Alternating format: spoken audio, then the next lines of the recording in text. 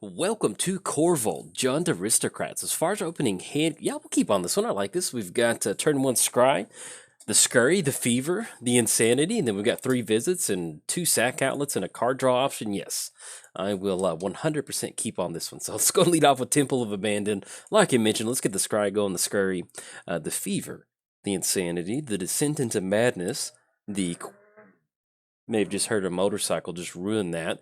I always hate it. There's somebody that drives by like at the same time. Deathrite Shaman, let's see. Yeah, I think we don't mind that. Let's go and put that on top of our library.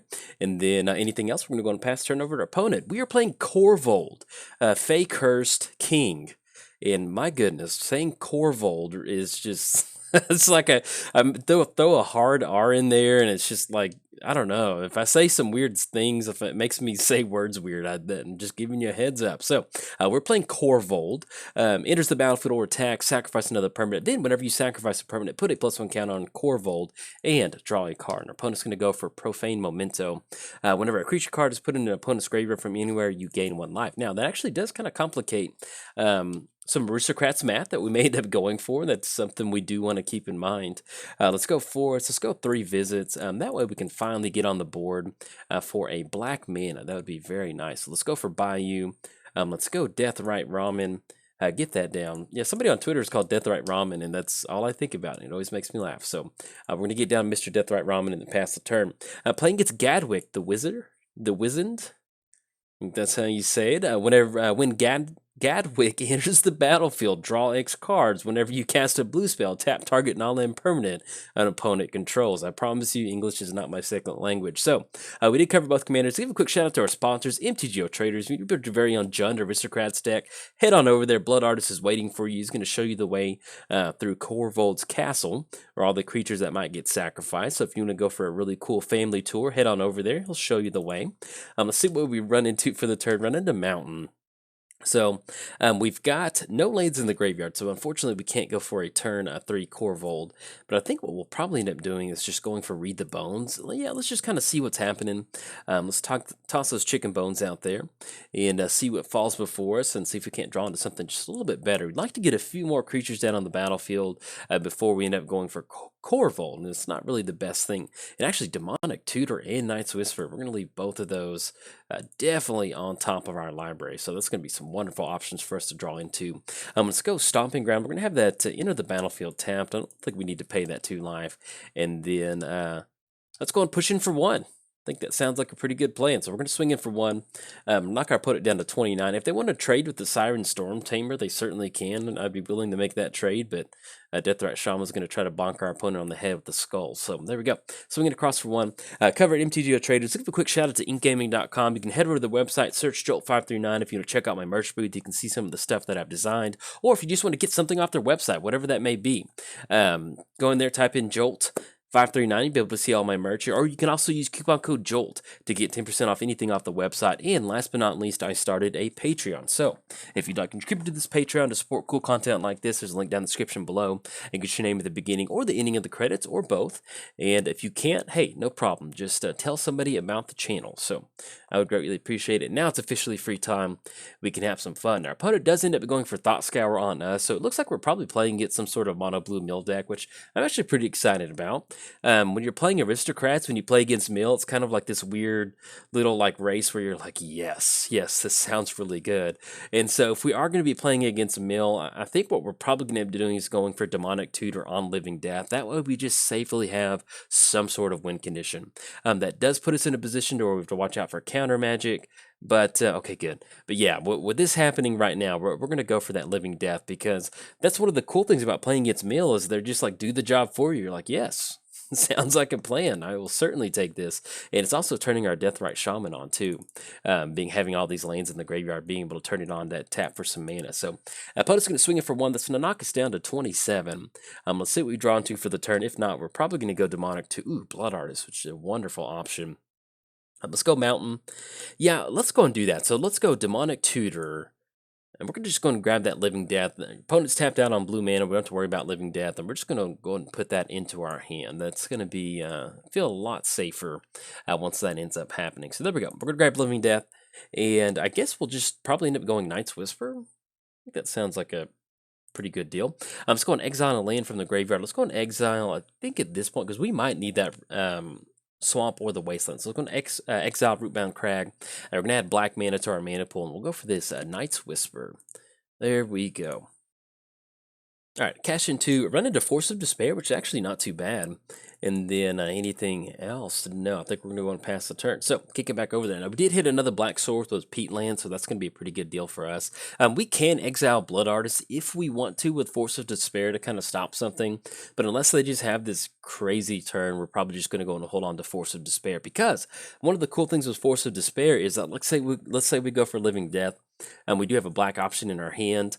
We can exile with Forces of Despair and destroy creatures that enter the battlefield this turn. So we can just have an instant Aristocrats board state and get all the triggers on the stack and not have to worry about any sort of weird shenanigans from our opponent. So that's one of the cool things about Force of Despair is that kind of doubles up as an Aristocrats plan B or something like that if something weird is going to happen.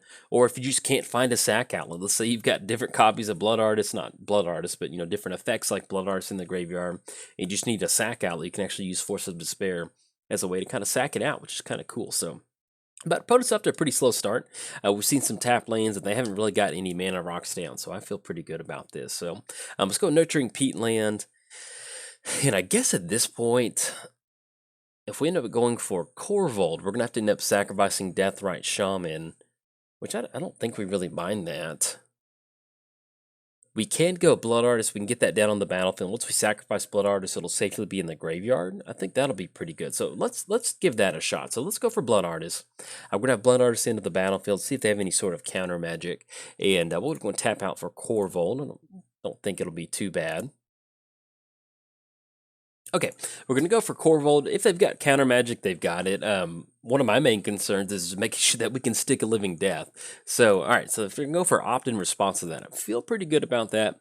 We will end up sacrificing Blood Artist because we do want Blood Artist to be safely in the graveyard. That's going to be something that's going to make this a lot easier. Oh, there we go. We're going to get that to stick. So, I feel like if they had a counterspell, they probably would have burned that Korvold, especially with us sacrificing something. All right, so let's go ahead and sacrifice Blood Artist. So we're going to get that extra Blood Artist trigger. We're going to get extra +1 counter on Korvold and kind of drain our. Basically, we're going to be able to kind of cheat that Profane Memento trigger, and it's just going to trade on that. But we at least get a little bit of life, which is a nice feeling. So, and this is where it really starts to take off. Once you have Korvold on the battlefield, you start sacrificing those creatures, and you get that card draw. It's the best feeling in the world. So, anything else? No, we're going to go and pass the turn over our opponent. Now, we do have Zombie Infestation in our hand, so if we can somehow start discarding a few more of these cards that we get into our hand, we're at the point now we're sitting at 6 lands. The land drop next turn is going to be 7. So if we start cashing in a lot of card draw, we'll probably end up using Zombie Infestation as another way to kind of get a few extra creatures on the battlefield. The other cool thing about Zombie Infestation is that it kind of just basically doubles as a Living Death enabler. Instead of having to cast these creatures on the battlefield, sacrifice it with Phyrexian Altar, it goes to the graveyard, we can just straight up just discard it with Zombie Infestation. So if we cash in a lot of card draw with Korvold, we can get that down and start kind of dumping them out from there. Nebulous of Frost, Flying Prowess. Whenever you cast an instant or sorcery spell, tap target creature an opponent controls.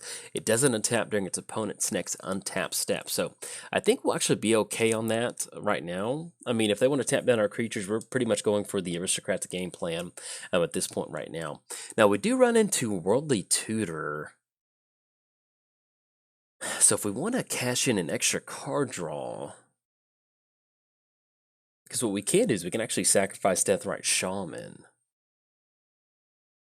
Let's do this. So let's go for Ashnod's Altar. That's going to be 1, 2, 3.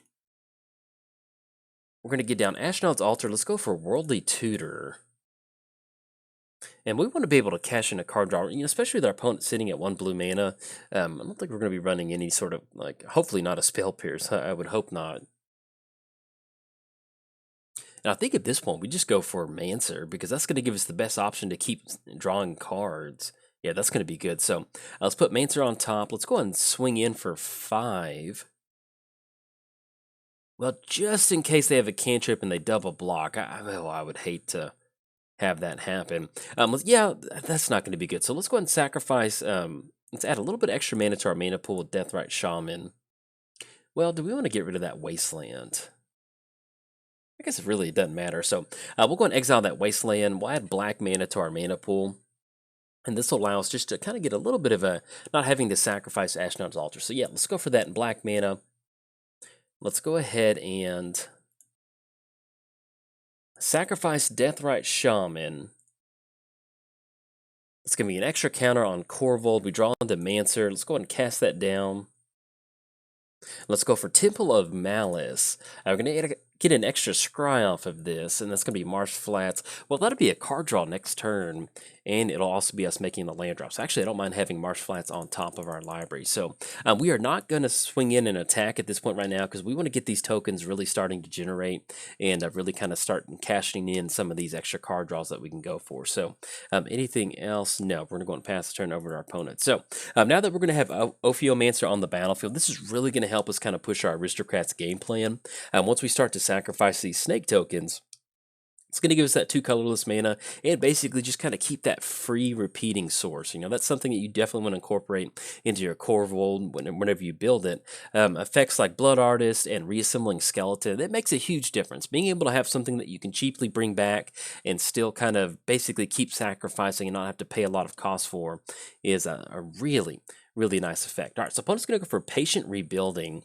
At the beginning of your upkeep, target opponent puts the top 3 cards of the library into their graveyard. Yep, that's now that does give it a little bit of extra card draw. I'm not super wild about that, but like I mentioned, we're going to go for a Living Death, and if they tap down below 1 mana at any point, and we can sequence a Living Death, we definitely want that to happen. So, and also the other cool thing is that I think what we might end up doing is sacrificing Nurturing Peatland. Since we do have Ashnod's Altar, that's going to give us, yeah, I think I kind of like this. So let's do this. So let's sacrifice the snake token, because we're going to get one during our upkeep next turn. So we draw the Marsh Flats, and then let's go ahead and crack this Nurturing Peatland, because we are pretty much doing okay on mana, and we're going to get an extra card draw. And this is one of the good things about this, is whenever you get to sacrifice that, you get a card draw from Nurturing Peatland, and you get an extra +1 counter on Korvold, which is just such a nice feeling. So let's go and get that +1 counter. That's going to make it an 8/8 at this point right now. We run into another fetch land, and then we run into Reassembling Skeleton, so we can actually kind of rinse and repeat. So we're going to lose that last colorless mana, but we're at the point now where we can actually push past our opponent on this one, simply with them just kind of sitting there with a 1/1 and a 4/4. So see what we run into for the turn. Probably might end up going for Zombie Infestation. That way we can just kind of safely start to dump some of these creatures out of our graveyard, or at least out of our hands. So Sifter of Skulls. Let's go Marsh Flats. That way we are a little bit bottlenecked on black mana. So let's go and crack Marsh Flats. And it's going to be an extra counter on Korvold. And let's grab ourselves Badlands. There we go. We're going to have Badlands enter the battlefield. Let's go Zombie Infestation. I just love the sound of that. That's it's so cool. Let's go Zombie Infestation. And I think, yeah, I don't mind kind of getting in for some damage. Now, we don't really have that good of an Aristocrats win right now. We do have double options, but we really need to get a pretty good chunk on our opponent's life total. And if we want to do that, I think if we just go Fleshbag Marauder, that'll be a really good thing for us. So let's do that. So let's go Fleshbag Marauder, because we can sacrifice the snake with Ophiomancer. So we'll go Fleshbag. That's going to be 1, 2, 3. We're going to have Fleshbag enter the battlefield. It's going to make them get rid of one of these 2 creatures, which we don't mind. More than likely, we're going to see Siren Stormtamer. But at least it's going to clear the way for us to swing in with Korvold. Now, we don't have Trample, but that's at least going to force the issue with Siren Stormtamer. So each player sacrifices a creature. We're going to be able to sacrifice Fleshbag and still cash in a card draw, which is whole. That's some good magic right there. So let's go and sacrifice Fleshbag. And this is just like a, Korvold, if you're not sure which Brawl commander to build, man, Korvold, if you love just like weird interactions that just work out beautifully like that, check out Korvold. It is very nice. And also, if you just toss in like Rancor or something like that, you can get some pretty good magic done. Let's go and push in with Korvold. We're going to be able to at least... Yeah, we'll just go hold back. We could swing with Ophiomancer, but I kind of like them. We want to make sure we keep these tokens on the battlefield. So we're going to sacrifice that snake token. We're going to need an extra card draw. And that's going to knock them all the way down to 22. And it's going to be 11 total commander damage. And all right, so anything else that we need to go for? We can't go for Reassembling Skeleton, which will allow us to cash in, or actually we can just dump it with, we can actually dump God Eternal Bantu and Sifter of Skulls. We might be able to have an Aristocrats win off that. So let's go for Reassembling Skeleton. We'll just straight up just cast it, and then we'll be able to sacrifice it with Astronaut's Altar to cash in an extra card draw next turn. So pass it over to our opponent. So, and I think at this point, with us having Sifter of Skulls, God Eternal Bantu, Ophiomancer, and at least 2 different effects that can kind of Blood Artist our opponent out, we'll see exactly what we can assemble. And once they kind of get their turn going, I'll try to start doing some math, because at this point we can go for Sifter of Skulls. We're going to be able to dump that into the graveyard. That's going to be God Eternal Bantu. So that's going to be 2 creatures in the graveyard. That'll be an extra zombie. So it's going to be 1, 2, 3, 4, 5, 6, 7. So we're going to have 7 creatures that go into the graveyard, not including if we sacrifice everybody. So that's going to be about 10 creatures with 2 amplifying effects and a creature amplifying effect. I'm pretty sure we can actually close it out, depending on how we sequence the stack. But with our opponent tapping with a bunch of mana like that, I'm not super wild about that. So what we're probably going to try to do is basically just kind of keep this Korvold game plan going. Now, if they do have Cyclonic Rift and they want to bounce everything back to the hand, they certainly can, because what we can do, and this is the cool thing about instant speed interaction, is that we can just sacrifice it in response and then go for that that living death next turn. So if that's what they're banking on, I feel pretty good about that. So let's go and sacrifice Snake Token, because if they don't, then that's also going to be commander damage too at the same time. So let's go and sacrifice Reassembling Skeleton. Oh, but I also forgot, we need to get an extra Blood Arts effect. And actually, with Pawn of Ulamog, I think that's going to seal the deal with Profane Memento. So we do have that colorless mana in our mana pool, but we're going to go and pass on that. I guess if we want to get in a little bit of extra damage, we're just going to get a few extra zombies down. Yeah, why not? So let's go and dump Pawn of Ulamog. We'll dump God Eternal Bantu. And let's always yield to that zombie infestation trigger. Let's go ahead and dump a few more zombies. Yeah, but it's fine if we lose that last color.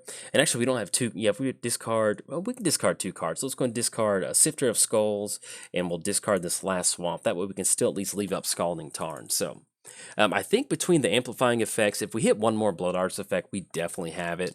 But at this point, we should be able to swing in for a pretty good chunk of damage. So hopefully they have that Cyclonic Rift mana up. And if that's the case, then I feel pretty good. So let's go Scalding Tarn. And yeah, let's just go and push in at this point. So that's going to be 13. And we'll see what they've got in store. We might be running into something like Aetherize, but at least it's going to be a pretty good chunk of damage coming across. So we'll go and sacrifice this Snake Token. We're going to sacrifice Snake. That's going to put an extra +1 counter on Korvold. That's going to make it a 14. And then we're still going to be able to cash in this card draw. Oh, so they're going to go for Aether Spout. So, and that's actually better than Cyclonic Rift, because we're going to be able to keep this Astronaut's Altar on the battlefield. So, if that's going to be the case, we do have to worry about 2 mana, but I really like forcing this issue. So let's go and sacrifice. Let's make sure that we have Korvold go to the graveyard instead of the command zone. So let's go and sacrifice Korvold. We're going to add that 2 colorless mana to our mana pool. Let's go and always yield to these triggers, because we're about to get some beautiful stacks going very, very soon, which I'm very excited about. Yahini. Let's go ahead and sacrifice. Oh, and actually we did that wrong. We should have sacrificed a few extra creatures to get some extra card draws. Sorry about that. I was getting really worried about making sure I sequenced this correctly or not missing something. And so we could have cashed in 2 extra card draws. So sorry about that. It's a little bit of a misplay on my part, but I don't think it's going to matter. We should be able to close it. So, all right, so it's going to be Niblis of Frost. We have no creatures to put on our side of them on our library. Let's go and discard a couple more creatures. We're going to get a zombie token, and we'll see exactly what we're at. We'll click OK, but at least that zombie token, we'll be able to add a little bit extra mana to our mana pool. So let's go and sacrifice that zombie token. Let's go for Living Death. Let's see if this is going to be good. And while this is happening, I will try to explain what's going on, but at the same... Oh, please don't have a counter spell. Let's... Oh, man, that's... Whew, that hurts. Okay, so they've got Swan Song. Oh, man. All right. Whew. Oh, man, that hurts. Oh, that's... oh... This kills the crab. All right, so we're gonna get Frankie on the battlefield. All right, it's cultivate time. Oh, oh, that hurts. All right, so we're gonna go for cultivate. There's no more basic lands either on cultivate. I feel like we got hit in the face, and then we went for a cultivate with no basic lands. Anything else? We're gonna go. I guess we can bring reassembling skeleton back. Oh goodness! Oh, that hurt. All right, and then we're gonna go and pass the turn. Now that does happen. Typically, I don't. We're playing against mono blue. We didn't really see a lot of counter magic throughout the game. Um, Maybe they held on to counter magic for most of the game. Who knows? But you're playing against mono blue. I mean, I typically don't run Beseiju in a lot of my decks, just simply because I found most of the time it doesn't. It's good to have it, but it's just something that that pay 3 life, it's pretty costly sometimes. And so I typically tend to not run it in decks. When you're playing against mono blue, it's just, Magic is all about risk sometimes and hoping that your opponent doesn't have an answer. And then having 2 mana with them not really seeing a lot of good stuff from our opponent. I was hoping that would happen. Now, we can bounce back. We are 53 cards in the library. I'm trying to figure out what else we can end up going for to kind of bring everybody back. We can kind of assemble a pretty decent board state, hopefully. But with us banking that living death, that's and then we could have gone for Force of Despair. Oh, that's sorry. I've just gotten just hit. Yeah, we could have gone Force of Despair on Undead Alchemist and Gadwick, but that would allow them to cash in a lot of card draw. So, that just happens. I don't think we really want to Life from the Loam, and then we run into Overgrown Tomb. I guess we just slowly start building up a board state. And we can bring back Reassembling Skeleton. Let's have Overgrown Tomb enter the battlefield. I'm not going to pay 2. We'll bring back Reassembling Skeleton. And this is the other thing. Like, sometimes when I'm recording with the commander, I've been trying to record with Korvold today, and I just keep running into the meat grinder, and just sometimes it's just like, whoa. It's a little rough. So we could have gotten rid of Undead Alchemist with this Force of Despair, but I don't even know if we had a black spell in our hand. So if I missed it, I do apologize. Let's go and pass turn over our opponent, kick it back over there. But we did get to see what this deck is capable of. You can see where you get down multiple instances of being able to sacrifice things. The fact that our commander allows us to sacrifice something and cash in a card draw, that's such a strong effect. And you can see, something like Mill, just kind of slowly working towards that living death. That really does kind of help us kind of push that game plan. Now, we don't have a safety valve in the deck. This is an Aristocrats deck that cares about bringing stuff out of the graveyard. And so if they do mill us out, they're going to mill us out. We don't have any sort of shuffle effects in here. So that's something you want to keep in mind. Or at least if you're banking on, well, what if you get a shuffle effect? Hey, that's not how I build these decks. But, fortunately, let's see. We're going to have Gadwick tap down Frankie the Bird token. And with this Memory Erosion, whenever an opponent casts a spell, that player puts the top 2 cards of their library into their graveyard. So this is not looking good. If a zombie you control will do damage to a player, puts that many cards in their graveyard instead. Create a 2/2 zombie. Yeah, and that's going to basically get rid of our Aristocrats effects. And unfortunately, since we are running a little bit tight on having specific creatures in here, I actually don't have Eternal Witness in here. And so between Alter the Brood, between Undead Alchemist, because I think that Undead Alchemist, from their library, that's going to be really hard for us to kind of deal with.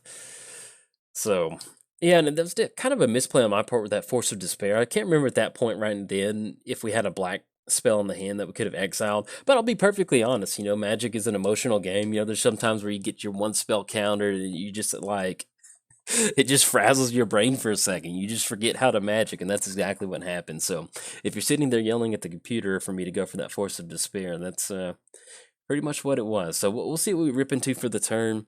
But with us having Korvold in the graveyard trying to set up that living death, it's not going to lie, it's not looking so hot for us at this point. Plus, we're sitting at 12, so we're pretty much going to be dead on the back end, which is not going to be a lot of fun. Now, we do get to untap our creatures, but we're going to see another instant or sorcery spell from our opponent, more than likely. And so, okay, so they've got an entire zombie army. Oh, that swan song.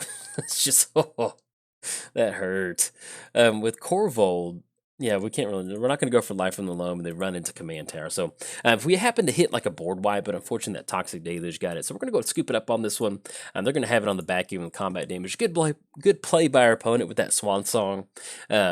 you know, we tried to set up a living death. We're milling it out, and if we get that living death to stick, I think we've got it, because we've got.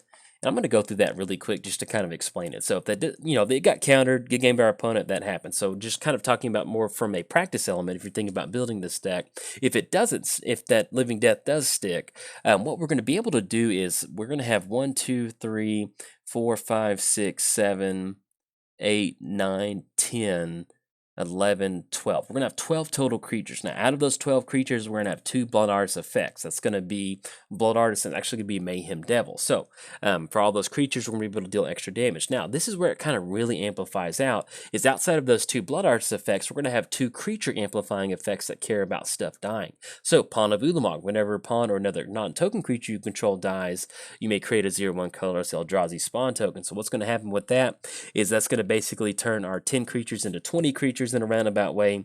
And we also had Sifter of Skulls in the graveyard, so that's going to amplify it even more. So basically it's going to put us at around like 40 different triggers that we could assemble between Mayhem Devil and Blood Artist. And that should have been enough, but now that I think about it, with those creatures hitting the graveyard, maybe we could have got around that profane memento. But either way, fun game by our opponent, well played. They're able to mill it out, and there's just, sometimes when you're playing the Aristocrats deck and they get down that whenever a creature goes to the graveyard, they gain a life, it just completely hoses your deck sometimes, and so that's what makes Magic so fun. But definitely going to be recording a lot more with Korvold. I've just kind of hit my wall with him today. This is like my 3rd or 4th game, and unfortunately, it's just the Magic gods aren't treating us right. So hopefully we'll get a good game next time, and if you enjoyed the video, like and subscribe. Thanks. Bye.